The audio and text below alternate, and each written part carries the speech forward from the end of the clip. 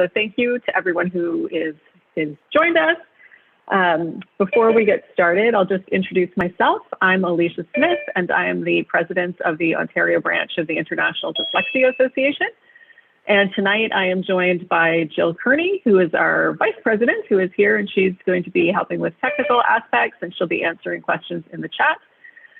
If you have any questions during the presentation or during the discussion, please input those into the chat, and Jill can answer those, or participants are welcome to chat with each other to help answer questions. And we will have a chance to ask questions of our discussion panel guests tonight as well. So as those questions come up, please put those in the chat as well. And I should also ask if everyone can remain muted while you're in this main session, just it'll make a better experience for everyone, so we won't have audio cutting in and out. So without further ado, welcome to our tonight's workshop, Becoming a Literacy Leader, Creating a Culture Shift Towards the Science of Reading. Get the agenda up, that would be great. So our agenda for tonight, we're going to go over the goals and common definitions for this workshop series. We've done that at the beginning of all of our workshops, just to make sure that we're all on the same page. We will discuss a little bit about what we know so far. As you know, through this workshop series, we've been gathering information from all of the participants and sharing a little bit of that during each session. Then we are going to have a panel discussion tonight featuring some fantastic speech and language pathologists who are going to speak about the role of SLPs in supporting literacy in the schools. Following that discussion, we will move into breakout rooms for brainstorming and discussion, where you're all free to chat and share. And then after that, everyone will return to this main session for just a few closing remarks and our prize draw. So again, if you can stick around until the end of the evening, you will have a chance to win a prize. We have some prize packs, and we have some books to give away as well. So the goal of these workshops is to connect educators who are interested in the science of reading, to celebrate your successes and discuss strategies for overcoming challenges. And throughout the course of these workshops, we will be working to create a roadmap for educators who are interested in implementing practices that are aligned with the science of reading. So throughout the workshop series, we've gathered information from all of you in a variety of different ways. There was the intake survey. We've had some forms that have been used in the discussion rooms to provide additional feedback. We'll be providing a survey after the next workshop as well. And we're taking all of that information and we're putting it together to create a document with some actionable items that you can use that are applicable to the Ontario context that can help you to begin to make the changes that you'd like to make in your schools.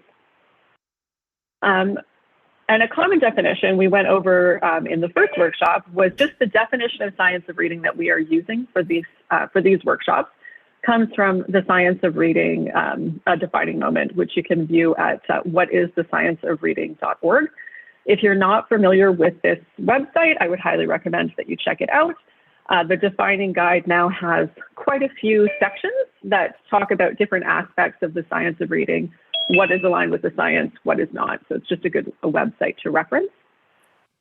So the good news, what we know so far from the information that we have gathered from you. So we now have 889 people who have registered for this series, representing, and this I should say, of the people who registered from Ontario, we broke it down, and we have people who have registered from 55 different school boards and First Nation education authorities, which is pretty amazing. And one of the things that we asked during the intake survey was if you have been seeing any positive changes in your board. And I'm quite pleased to say that overwhelming majority of you could point to some positive changes that you are seeing in your school board, which is fantastic. In our last session, we enumerated the most common changes that people are seeing. So we did talk about the sort of top 5 changes that people have been seeing. Oh. Or the children in bed. Somebody could mute themselves, please.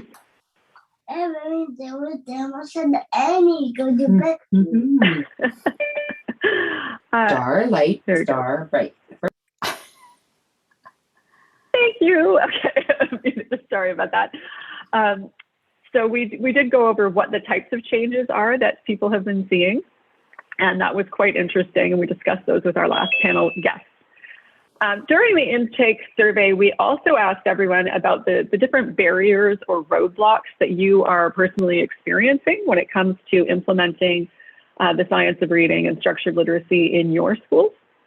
And we have a wonderful volunteer who's been helping us to analyze all of this data, Kim, who may be here tonight. I'm not sure if I saw you join or not. But Kim has gone through all 880 something of the intake surveys and grouped ideas into themes and helped us to sort of quantify so that we can see which roadblocks are most common for you. And so she's created sort of a top 5 list, and we're going to work our way from the bottom to the top. So one thing that was very commonly mentioned as a barrier to implementing the science of reading in schools is the current language curriculum, which I don't think comes as a surprise to many people. So many of you reported deep frustration that our curriculum is not aligned with the science of reading. So there were some specific things that were commonly mentioned. One of them being that the 3 cueing approach is included in the section about teaching word reading. Another very common complaint was that there is no common scope and sequence or developmental progression that ties the different years of the curriculum together so that teachers can be working at a common path and so that there's consistency from grade to grade. Others expressed concerns or just general nervousness that if they did try to shift to a structured literacy approach, that they would somehow not be fulfilling their professional duties and obligations to deliver the curriculum. So we'll be talking about that a little bit more later, but that was certainly one of the issues that was commonly mentioned. Another very common barrier or roadblock was simply limited time. So many of you reported that there just isn't enough time to collaborate with other educators, to consult with the other people in your board that have information to share, like speech language pathologists or your special education team, that there's simply not enough time for professional development. There's not enough time to devote to learning about the science of reading, especially during the pandemic with all of the other issues that you have going on. So we're very aware of this, and certainly this is a challenge. So I applaud all of you for coming tonight, for making the time. I know that everyone is very, very busy, and it's amazing that you have taken the time to come out tonight and do this. I can say that at IDA Ontario, we are very much advocating for time for professional development within the school day. That is something that we have been asking for. We did get a meeting as well with the unions to try to get them to prioritize that in negotiations, making sure that there is ample time for you to do this learning on school time as opposed to it being the burden for you to do it on your own time. So we're working on that. The next most common thing that was mentioned was feelings of isolation. So many of you reported feeling alone, like you're in a silo, or that your suggestions are ignored when you propose changes to your colleagues and teams. It was also commonly mentioned that many of you feel like that you feel very passionately about the science of reading and structured literacy, and you feel like you need to do this, but there's a lot of tension with others, with colleagues who do things differently and believe different things. That this has caused, again, feelings of tension and isolation, which is very unfortunate. So this is one of the reasons that we're holding these workshops and giving you the chance to go into those breakout rooms, because we're very much trying to support you to find a community of support yourself. And in the roadmap document that we're going to be working on, we'll have some other suggestions as well for how you can work to build up a local community of support based on the experiences of other people who have successfully managed to do that in Ontario. The next item was lack of resources. So often it was mentioned that it's difficult to find credible resources and credible sources of information, specifically difficulty finding resources for classroom instruction like decodable text, assessments that align with the science of reading, finding scope and sequence documents to look at. Those things were all mentioned quite often specifically. So this one at least is an area that we can actually help with here. So this is something that we have a lot to share with you in this. Our website is currently absolutely full, thanks to Jill, who's here in the background, of fantastic resources that have been vetted. And we'll be taking some of those and putting those into that roadmap document, as I said, that we'll be sharing with you at the end of this workshop. Of course, we also need school boards to invest in resources. We can point you to a lot of good free resources, but certainly there are resources that school boards need to invest in. And I can say as well that that is something that at IDA Ontario, we are actively advocating for. But the most common barrier by far that was mentioned was shifting mindsets. So getting people to shift their thinking from balanced literacy to structured literacy. So comments here that were submitted included things like difficulty persuading my admin, or it's so hard to debunk the myth that structured literacy is only a special education issue.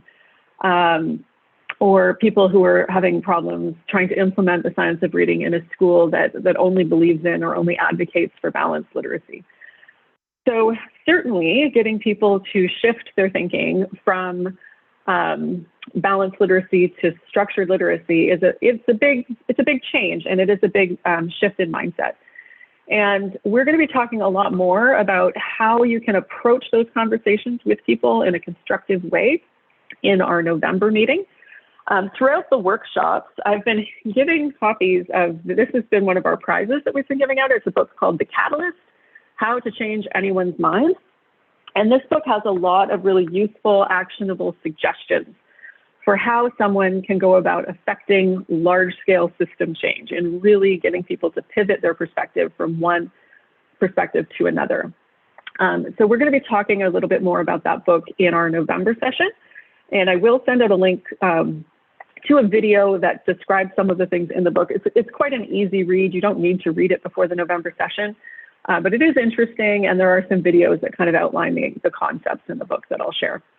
But today, I wanted to circle back to the curriculum piece, number 5 on our list, because there is actually some very useful information that I can just share with you right now that can clear up any misgivings that people might have in a concern that changing their practices might mean that they are not fulfilling their obligation to teach the Ontario curriculum. So in our last panel discussion, this was a question that was brought up to our guests from Algonquin Lakeshore Catholic, because they have been shifting practices towards the science of reading across their entire board and encouraging people to do that. And one of the questions that they were asked was, how are you able to do this with the curriculum being the way that it is? So Sarah from Algonquin Lakeshore Catholic pointed out that there's really nothing in the current curriculum that prevents you from doing structured literacy. And there's a lot of content in the cover matter of the curriculum that supports the ability of all of us to shift to structured literacy. So I just want to highlight a few of those little pieces so that if anybody is in that position, they can just point back to them and they can say, hey, look, here's where it says that I can do this. So I completely agree with Sarah. There is a lot of room in the curriculum for switching to a structured literacy approach. There's a lot of room in the curriculum for professional judgment and freedom in really all sorts of things. So the curriculum itself is, I'd say, intentionally vague, and it leaves the choice of instructional approaches up to teachers. So it actually says on page 6 of the curriculum that teachers are responsible for developing appropriate instructional strategies to help students achieve the curriculum expectations. I guess I should have said the curriculum expectations themselves are all very high level. So there are things like students will read for a variety of purposes, or students will express personal opinions about ideas presented in text.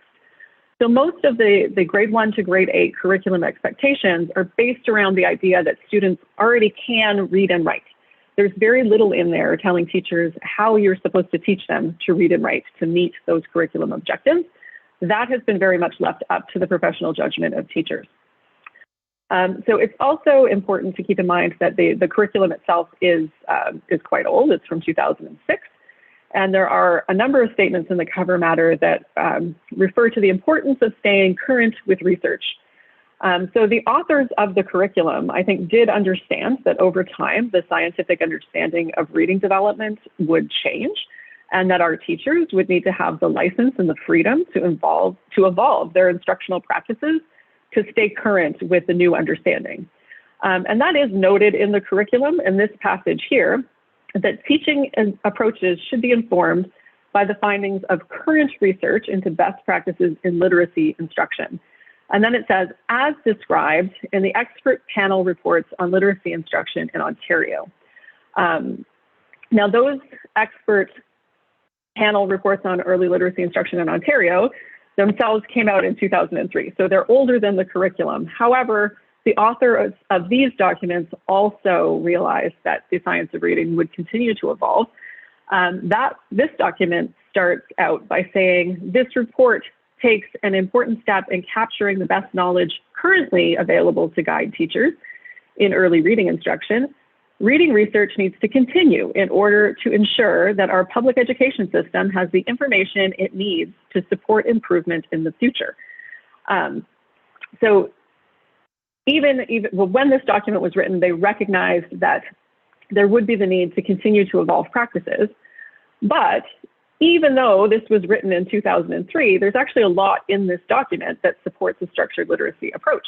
Because if you think about it, in 2003, the National Reading Panel in the States had already been published for a couple of years, and people were aware there was a lot of evidence to support a structured literacy approach at that point, as evidenced by this document. So I've pulled a few quotes out of this document, and again, anybody who wants these slides to see these quotes, we'll make the slides available at the end.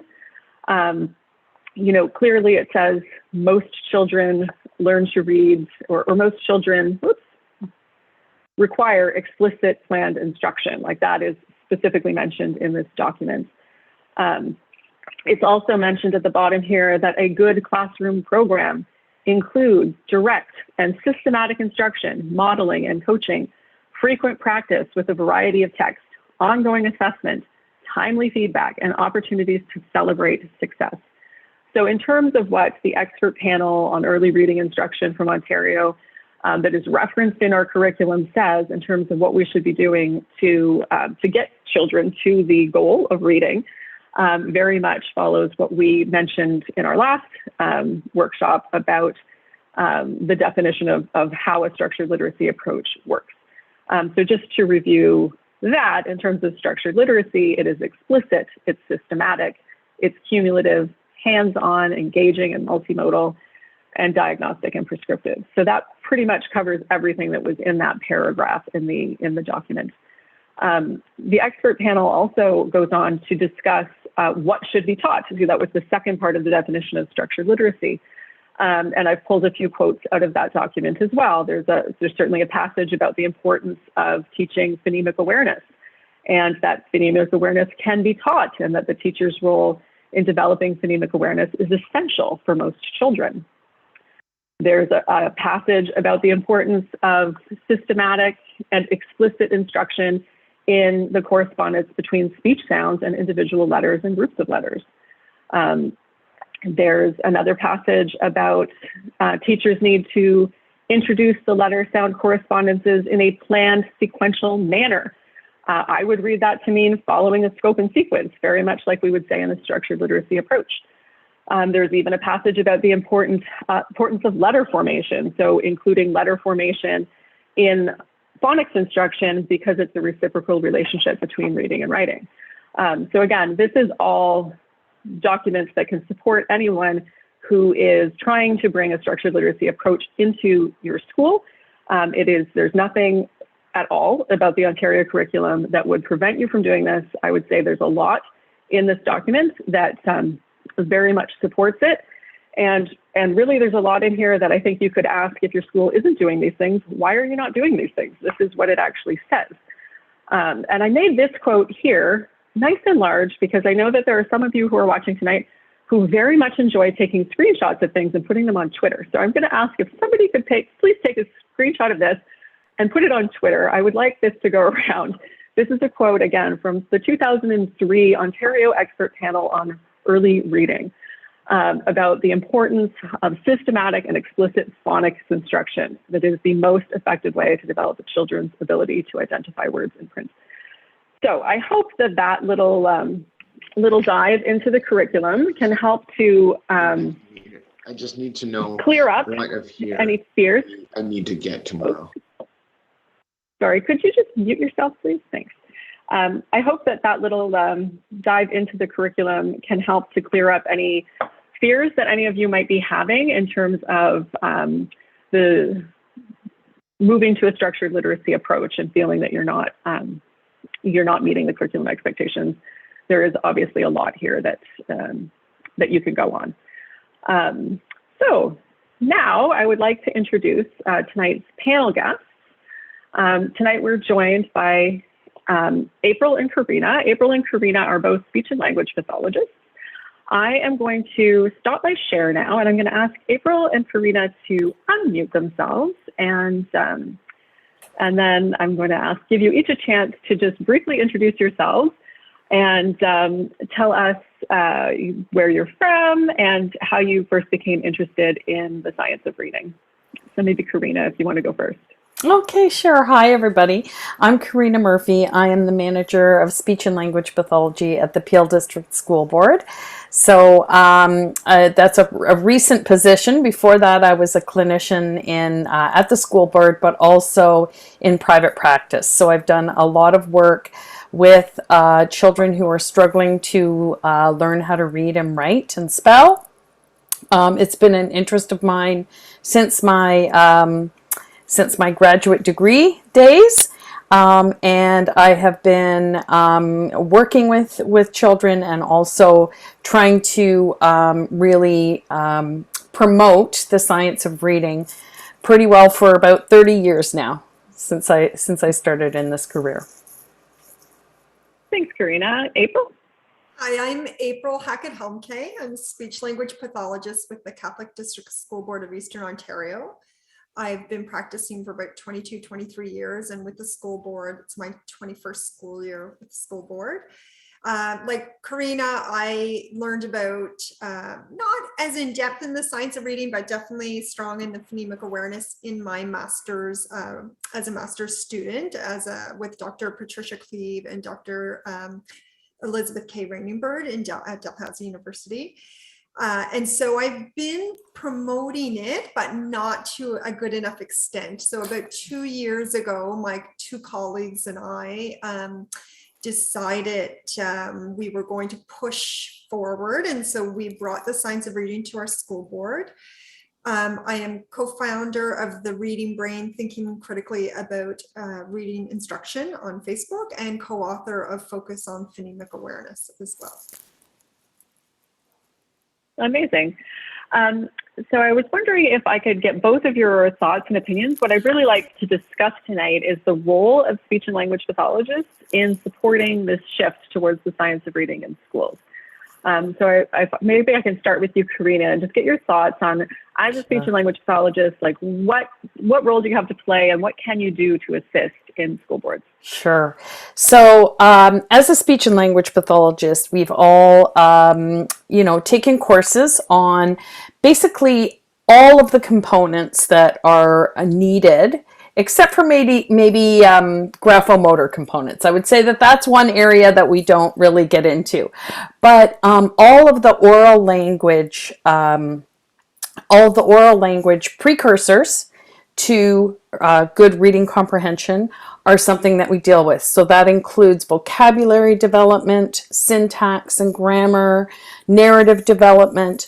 All of those things are things that we work on with children, and we work on them orally. So we work on them by using spoken language. However, we also know that spoken language is the basis for good reading comprehension and good spelling and writing later on.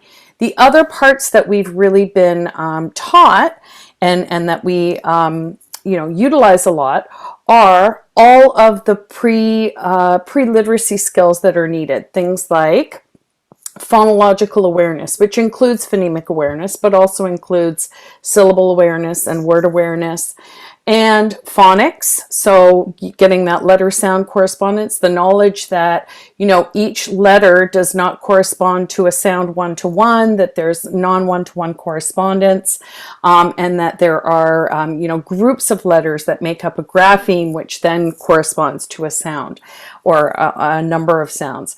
And then also just all of the orthographic rules. So in other words, why is the vowel in cat, why is it a short A? Why is it an A sound? Whereas the vowel in Kate is a long one. So some of those rules we've also usually been taught, and those are the things that we bring to the table. So we bring the oral language component and the basis, but we also know about the pre-literacy skills that are really needed so that words can be decoded fluently. So that's fluently, speedily, basically, and accurately, in order to get to the comprehension. And the comprehension piece, if that's a problem, then we're probably looking at a child who has comprehension problems with oral language as well, unless they're not decoding fluently. So we kind of look at all of those pieces together, and we can make a lot of analyses about what's going on with a particular child in order to figure out where the breakdowns are, and then we can work on building those components. That's great. Thanks. I'm just going to further onto that, April. So definitely SLPs bring a ton of knowledge to literacy. And maybe if you could further on to what Karina said and talk about, I know that in your board, you've been helping out with some training for teachers and things like that. So practically speaking, April, maybe I could get you to speak to how SLPs can share all that knowledge. Karina really spoke about that beautifully about, if we think of the simple view of reading, that we're on the SLPs are on both sides of that equation to get to the reading comprehension. And the way that we have shared this information with our educators and our administrators is through developing professional development.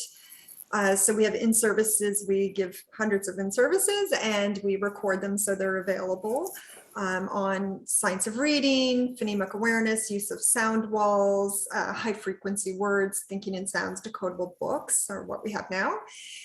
But we also go into the classrooms and we model this because we want to make sure educators see how it is done. And it's really one thing to watch a professional development session and another to see it in action.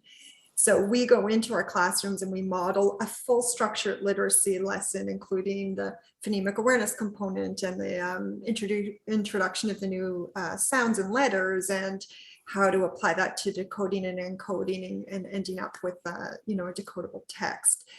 The other thing is that we are in the position to create the resources available. So when we launched this in our school board, we made the decision, the speech language pathologists, that we were moving forward with it. And one of those cases of begging for forgiveness instead of asking permission.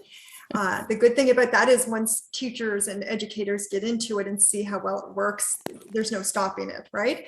So we've created an SLP share team where we've created our own embedded mnemonics, scope and sequence, decodable words, decodable sentences, all the phoneme. We have a phonemic awareness binder. And so the SLPs, we've created that for all of our educators. So we're definitely, with our background, in the position where we can create tight, I like to use that word, tight resources, because a lot of what you see out there is not so tight. And when you have an SLP who can help you navigate what's a good resource and not a good resource, or what's aligned with the science of reading, what's not really aligned with the science of reading, you're going to have better results in the classroom. And if I could add, if I could add to it at the, and it's wonderful. I think every SLP department in Ontario, or at least a majority of them, have built resources like that. And I think it's whenever we get together at conferences, we're always talking about the fact that, oh, we have this little kit and we made up this little kit. So we've done the same thing at the Peel board. We used to have a kit called Sound Skills, Kindergarten Sound Skills Grade 1, which was all about phonological awareness. Unfortunately, that's kind of gone a little bit by the wayside, and we're hoping to bring it back and maybe make it a bit more digital versus paper. But we also have a program called Links to Literacy, which is very much based on the science of reading, and it's tier 2 instruction. So tier 2 is a small group instruction for children who are struggling a bit. The SLP and the teacher together do the lesson, and then the SLP leaves the resources with the teacher to continue on.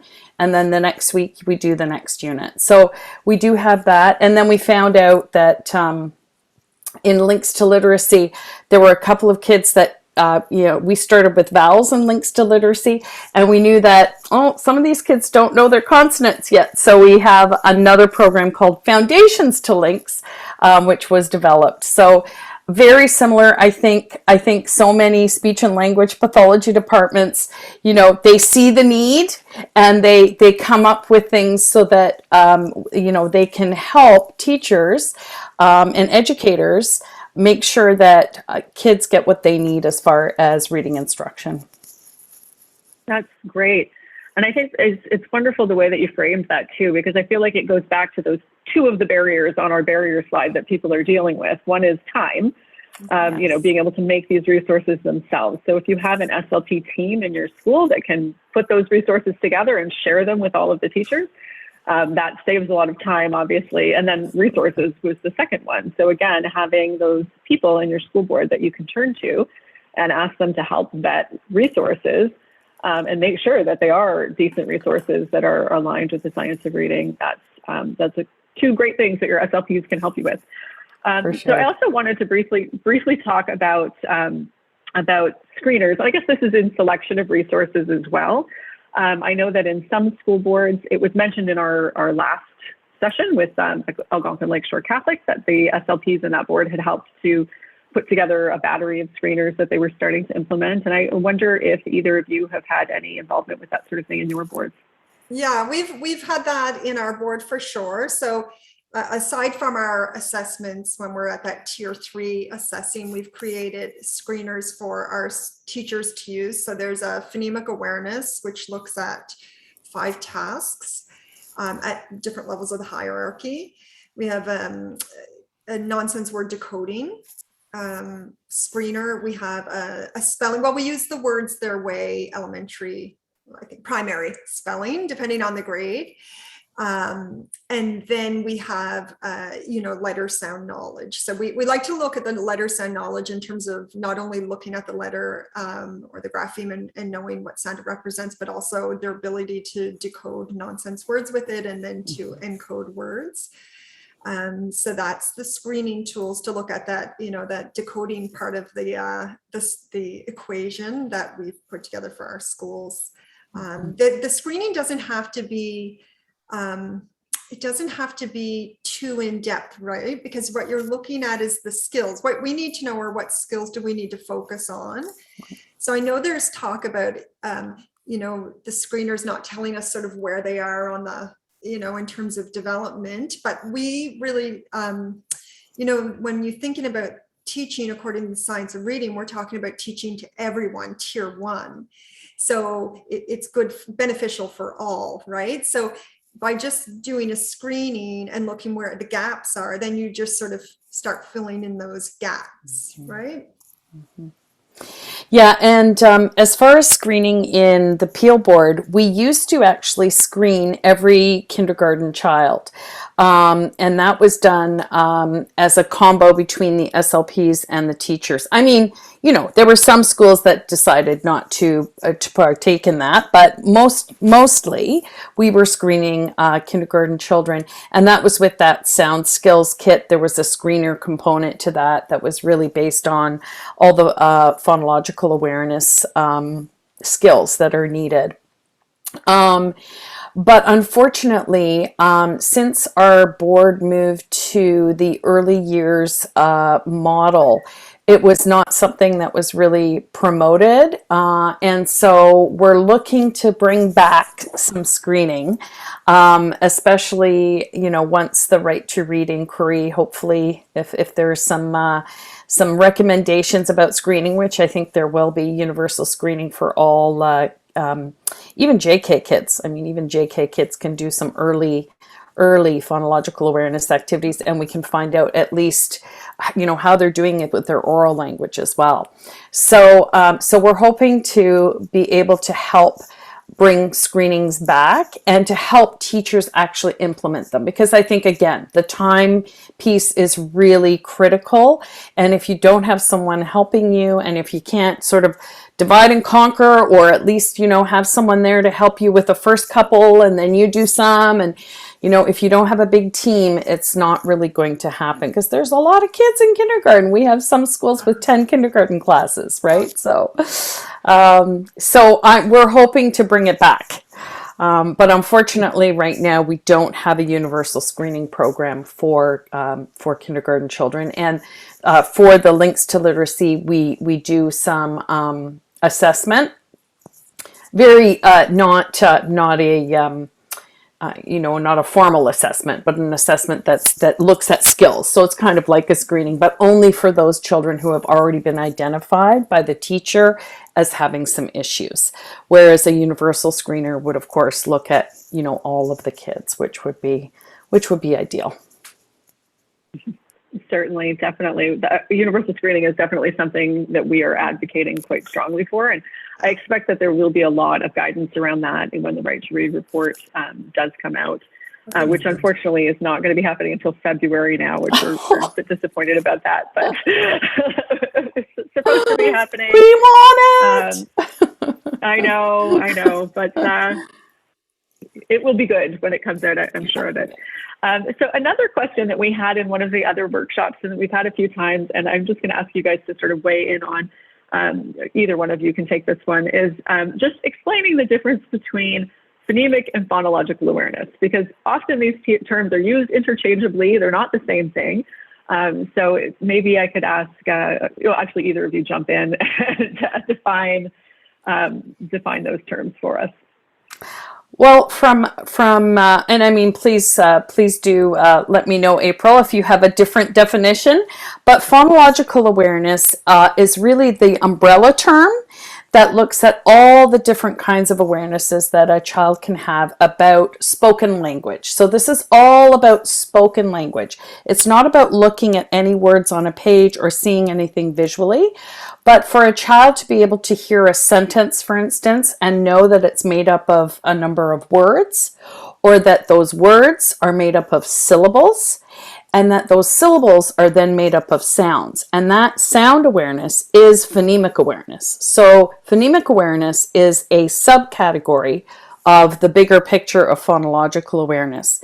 In my clinical experience, syllable awareness is the easiest to teach and to develop, because there's an actual physical reality to syllables. You know, if I say my name, Corina, there's 3 beats, it's 3 syllables. It's easy to show a child and indicate, you know, how many syllables a word has. That phonemic awareness of, well, okay, in cat, how many sounds are in cat? Well, it sounds like one just big blurb. So it doesn't sound like there's 3 sounds, and we don't speak in terms of phonemes. We don't say k-at, we say cat. So that is a little bit more difficult, and that's what makes English reading and spelling really difficult, because we have to teach that piece to many, many children, because it's not something that you can inherently figure out. It seems like we can, but that's because we're all good readers. When you're a child and you're not able to figure out that cat is actually 3 sounds, then it's very difficult then to learn how to decode or encode that word.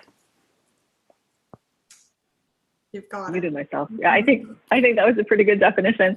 I think unless you had something to add to that, April, I was going to ask you if you could speak about sound walls, because we've also had a lot of questions about sound walls, what they are, how you make them, where you find the resources. So, sound walls are intensely powerful as a teaching tool and a learning tool. So we think if I want to sort of compare sound walls and word walls are what we traditionally see in classrooms. They have the letters in alphabetical order, and then we have written words underneath beginning with that sound or that letter, sorry. So if we think of letter C, we could have the word city, which is a sound. We can have cat, which is k, and I can have cherry, which is ch. So I can have Charlotte, because we love to throw kids' names up there. Now I have a sh sound. So I have 4 sounds represented under that letter C. So you can see how that's problematic. And in fact, it can really only be used for kids to copy down correct spelling. It doesn't help them read at all. It's copying correct spelling. So a sound wall is designed that we have represented the 44 English speech sounds. And we have, it's best if you can use an embedded mnemonic when possible. So that's when you embed the letter of the alphabet into your target, like your keyword. So of course, apple, always, everyone uses apple. And then what we do is we represent spellings underneath it, not word spellings, but sound spellings. So for instance, under the sound which we have embedded into a fish. We have the first spelling is F, and then underneath it, we have FF for the floss rule, because FF represents, and then we have PH, like in phone, and then we have GH as in enough or tough. So those graphemes underneath, those spelling should be ordered for it to be a good sound wall. They should be ordered in terms of looking at how frequently they come up in English, but also how useful they are for early learners. So when we put ours together, we really looked at, you know, our little kids, are they coming across this sound with this spelling? Even if it happens frequently, it's usually in longer words. We're going to put that down a little bit. So what you do is as you introduce phonemes, the sounds, and then the spellings, then you uncover them. So you have your sound wall up, but you have things covered until you've taught that grapheme. So we have ours, which is not unique to us, but we have like what we think would be kindergarten based on our scope and sequence, and then grade 1 based on the scope and sequence, grade 2. So you just keep building. And this is our 2nd year rolling them out. Today I was in a school where I did 5 full class lessons in sound walls to help teach the teachers. But one of the main things is that the sound walls are displayed in terms of how and where the sounds are produced in the mouth. So it's not alphabetical order. We have them grouped with sounds that are plosives, or little explosions of air, like t and d. We have pairs together like p and b, where they have the same formation in the mouth, and it's only vocal fold vibration that's different. We have sounds that are nasal sounds, together. And then we have the vowels represented based on your jaw gradation. And when I was in a 1 class today, we actually started talking about diphthongs. And these kids, I said, let's feel it. Feel this sound. Ow, what's happening? And one of them, he's 6 years old. He lifted his hand. He said, my mouth starts like this. And then I close my mouth. So it's like 2 vowel sounds. And I said, oh my gosh, you little angel, you're 6 years old. And this knowledge that you're coming with is going to make you such a good reader, because we're just really speaking on that meta, that level. And you know, sometimes our kids are more flexible with this than our are adults, right? Because they don't come with these preconceived notions. So Soundwall is an incredibly powerful teaching, but learning tool as well. So it's interactive, should be used daily. So I think that's a great description. Thank you for sharing that.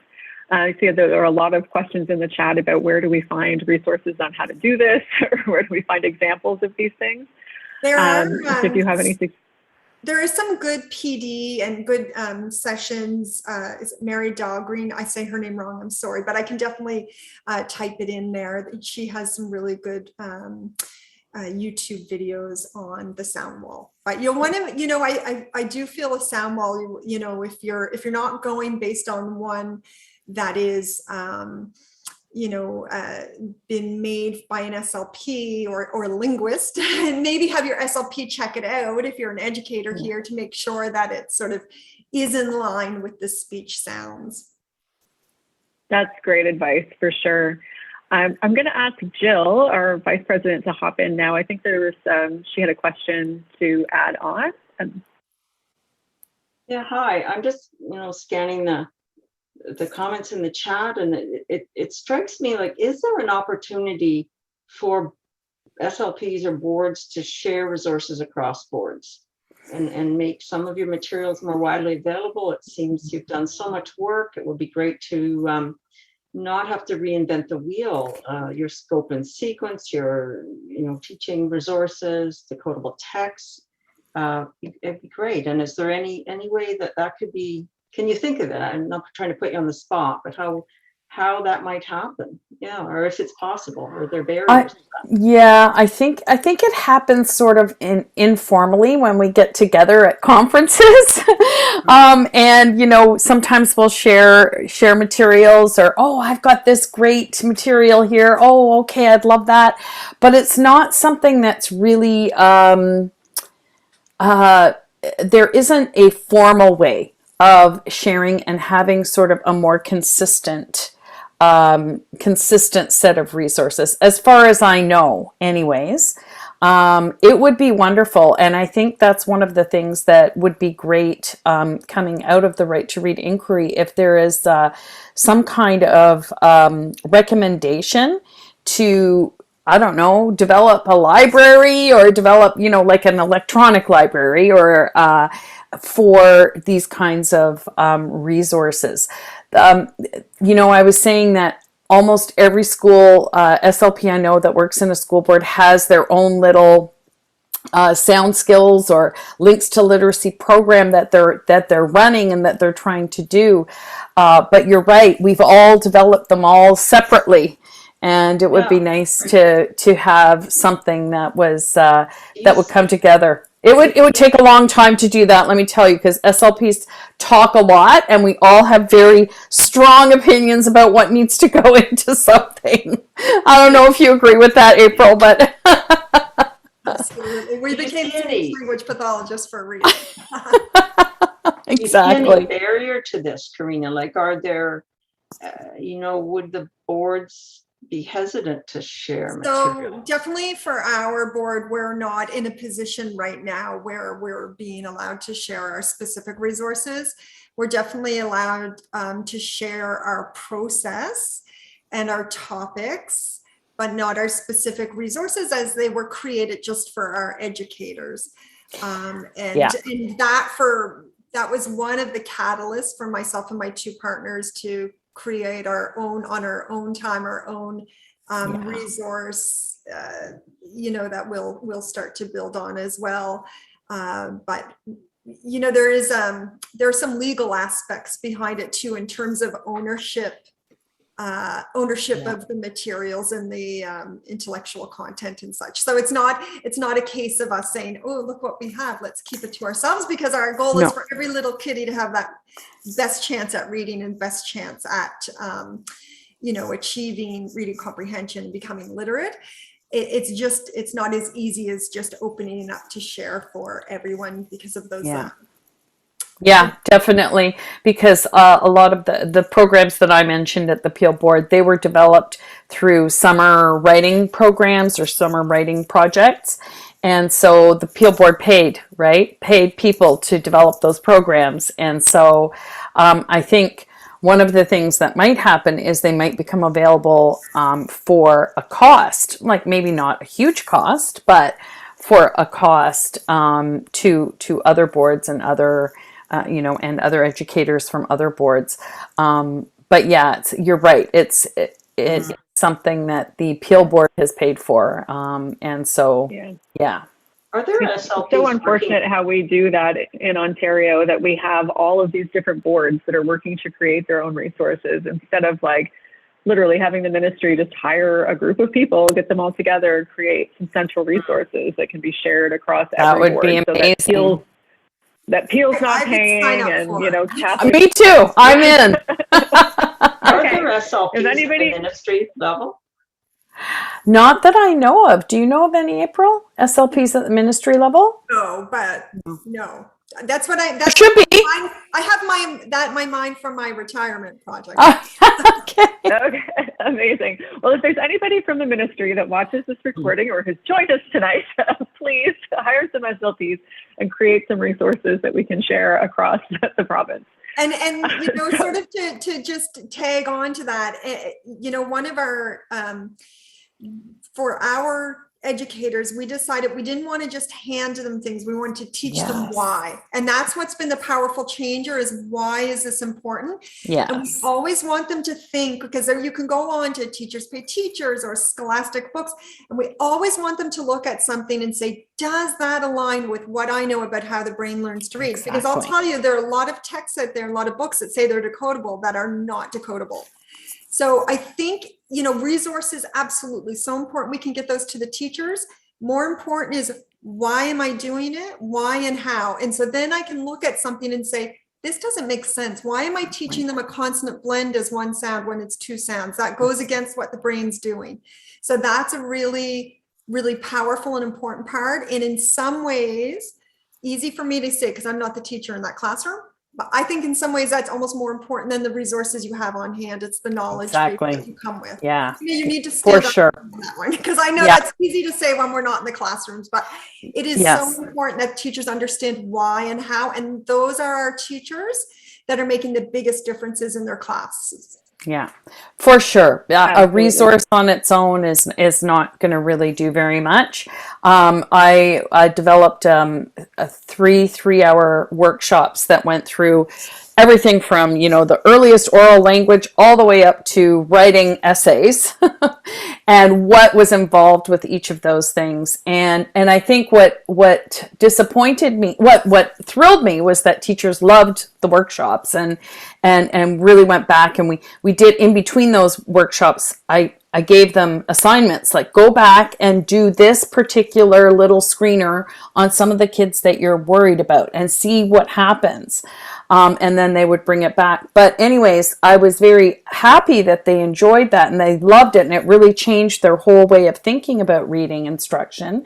But what was disappointing was that they hadn't learned any of that in their faculty of education. Absolutely. So I think that's another area where speech language pathologists really need to focus, is we need to get into those faculties of ed. And I tried to maybe see if I could provide an AQ course, but you have to be a teacher to provide an AQ course. So that's interesting, Karina, because I have a teaching degree as well, and specializing in special what education. I need.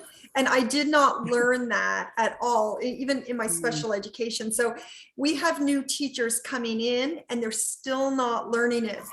It's not mandated. It needs to be mandated by the country. It needs to mandate, not even just provincial, but in our country, we need to mandate that our new teachers, because how can we expect them to teach what we haven't taught them to teach? Exactly. And that's exactly, and that's exactly what's so frustrating. We try our best with the teachers that are interested and want to learn, and we do our best with those teachers, but really it shouldn't be up to the teachers who are interested, like the people who are here this evening.